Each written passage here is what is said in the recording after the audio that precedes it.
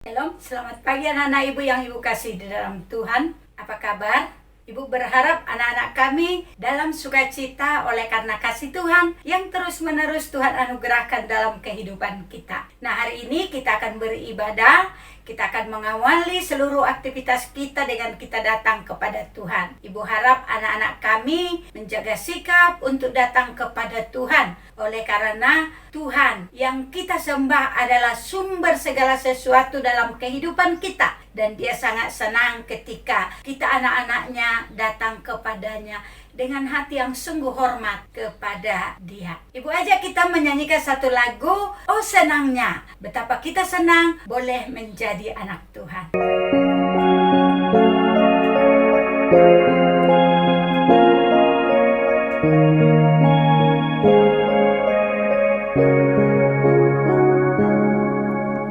Oh senangnya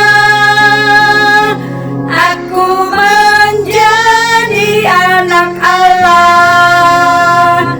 Sekarang ku percaya Yesus anak Allah, Yesus juru selamat dunia. Oh senangnya aku menjadi anak Allah. Sekarang ku percaya Yesus anak Allah, Yesus juru selamat dunia. Teman-teman semua, Hai mau tanya nih sama kalian. Kalian tahu nggak siapa Tuhan Yesus? Juru selamat. Ya betul. Kamu percaya nggak sama Tuhan Yesus? Iya dong. Aduh, senang sekali. Tahu nggak? Kalau kamu percaya, maka kamu akan jadi anak Allah dan kamu akan mendapatkan sukacita.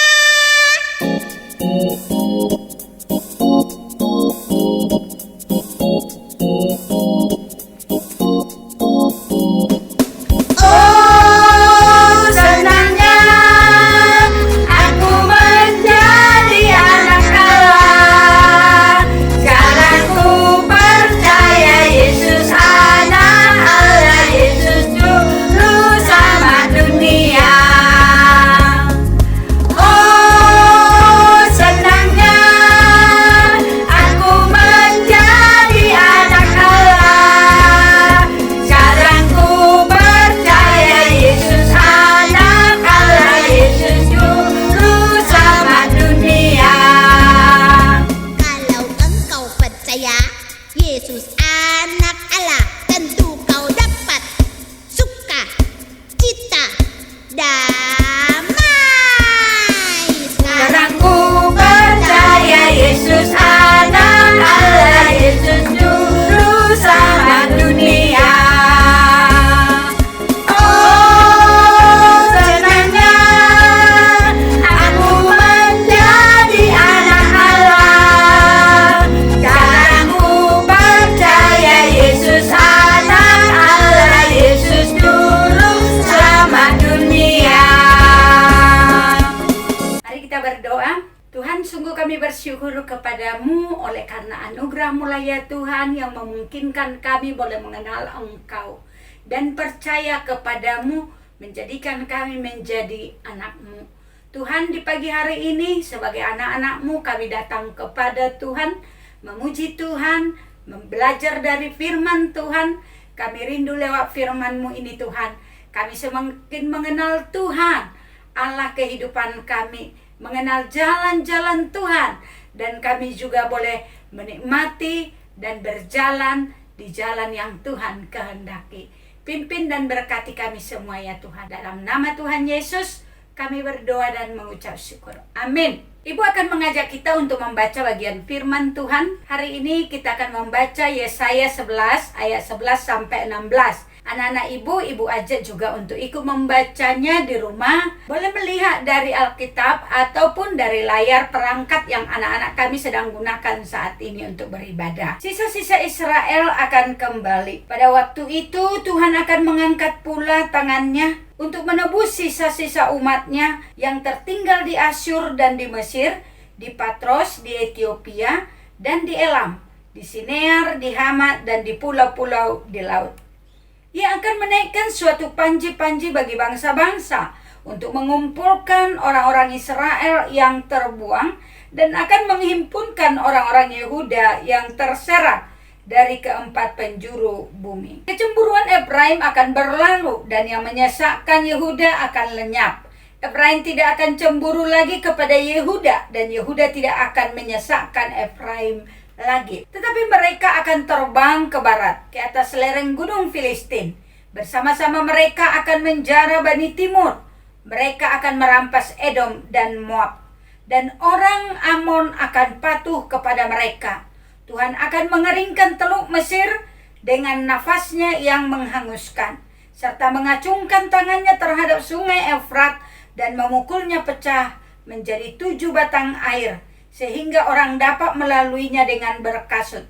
Maka akan ada jalan raya bagi sisa-sisa umatnya yang tertinggal di Asyur, seperti yang telah ada untuk Israel dahulu pada waktu mereka keluar dari tanah Mesir. Bagian ini kita akan renungkan dengan tema pemulihan umat. Nah, anak-anak, kalau misalkan ada barang yang sudah tidak terpakai lagi, misalkan dompet ataupun mungkin pulpen yang sudah kosong dan tidak bisa diisi ulang lagi, malah pernah bocor. Nah, anak-anak kami apa yang dilakukan? Tentu akan dibuang. Nah, ini pada umumnya orang akan melakukan seperti itu karena dianggap bahwa barang-barang itu sudah tidak berarti atau berharga lagi. Tapi bagi orang yang menghargai barang bekas dengan kreativitas yang mereka miliki, mereka akan menggunakan barang bekas itu untuk membuat sebuah barang yang bernilai atau bahkan mungkin yang bernilai tinggi. Hal inilah yang dilakukan oleh Allah bagi umatnya di dalam memulihkan akan kehidupan mereka. Kita tahu sebelumnya Allah telah membuang umatnya, baik itu Israel Utara ataupun Yehuda. Mereka dibuang ke Asyur dan mereka terpencar ke seluruh penjuru negeri di mana mereka dibuang itu, dan mereka itu di sana menjadi budak. Nah, tak kala Allah memulihkan mereka, Allah membawa mereka dari tempat-tempat mereka telah diserahkan oleh Allah. Di dalam ayat 11 sampai 13 di sana dikatakan, waktu itu Tuhan akan mengangkat pula tangannya untuk menebus sisa-sisa umat yang tertinggal di Asyur dan di Mesir, di Patros, di Ethiopia dan di Elam, di Sinear, di Hamat, dan di pulau-pulau di laut. Dan kedua bangsa itu yang sudah terpecah itu, yaitu Efraim dan Yehuda, mereka itu pada akhirnya juga bersatu, bahkan dengan orang-orang yang menggabungkan diri dengan mereka juga, mereka itu juga menjadi satu. Tidak ada lagi perpecahan di antara mereka, sebaliknya damai yang ada di tengah-tengah mereka. Negeri mereka, yaitu tanah Kanaan yang sudah mereka tinggalkan, yang dikuasai oleh musuh, dikembalikan kembali kepada mereka. Dan bangsa itu pun menjadi harmonis, diam di tanah Kanaan. Dan umat Allah diberikan kemenangan oleh Allah, dan mereka menaklukkan, menguasai bangsa-bangsa yang tidak takut akan Tuhan, seperti bangsa Filistin, Moab, dan Edom. Itu dapat kita lihat di dalam ayat yang ke-14. Tetapi mereka akan terbang ke barat ke atas lereng gunung Filistin. Bersama-sama mereka akan menjara Bani Timur. Mereka akan merampas Edom dan Moab. dan orang Amon akan patuh kepada mereka. Proses pemulihan yang Allah kerjakan bagi mereka hampir sama seperti pada waktu mereka dipimpin oleh Allah menjadi sebuah bangsa. Ketika mereka dibawa masuk ke tanah Kanaan, ketika mereka pertama sekali terbentuk menjadi sebuah bangsa. Inilah pemulihan relasi antar sesama yang Allah kerjakan untuk menjadi sebuah komunitas yang penuh damai. Nah, tentu kita juga merindukan komunitas kehidupan yang seperti itu, di mana antara kita dengan sesama kita dapat menikmati damai sejahtera, kerukunan, keharmonisan satu dengan yang lain, jauh dari pertengkaran, jauh dari permusuhan, tetapi yang ada adalah ketentraman dan kedamaian. Sebenarnya kalau kita sebagai umat Tuhan pada zaman sekarang, ketika kita percaya kepada Tuhan Yesus, justru kita dapati Allah akan memimpin kita untuk memiliki damai, keharmonisan, ketenangan dalam kehidupan kita. Dan itu tentunya kalau kita sungguh-sungguh memberi diri, memberi hidup kita dipimpin oleh Tuhan. Ingat, ketika Tuhan Yesus ada di tengah-tengah murid-muridnya setelah dia bangkit, sebelum dia naik ke surga, dia katakan, damai sejahtera kutinggalkan bagimu. Nah, jadi Allah sebenarnya merancang kehidupan kita yang dulunya kita telah jatuh di dalam dosa, permusuhan antara kita dengan Allah, bahkan antara kita dengan sesama, bahkan seringkali juga antara kita dengan diri kita. Tetapi kasih karunia Allah yang menyelamatkan kita menjadi anaknya justru menghadirkan damai dalam hidup kita. Kita diperdamaikan dengan Allah, sumber pencipta kehidupan kita. Dan kita juga boleh berdamai dengan sesama kita. Ingat, buah roh salah satunya adalah damai sejahtera. Damai itu bukan hanya kita alami untuk diri kita sendiri, tetapi bagaimana kita boleh menghadirkan damai di tengah-tengah kehidupan di mana kita berada. Misalkan di rumah, kalaupun ada pertengkaran di antara anggota-anggota keluarga, seharusnya ketika kita menyadari kehadiran Kristus dalam kehidupan kita yang telah memulihkan kehidupan kita, seharusnya di sana juga kita boleh meminta Tuhan menolong kita menjadi agen-agen damai.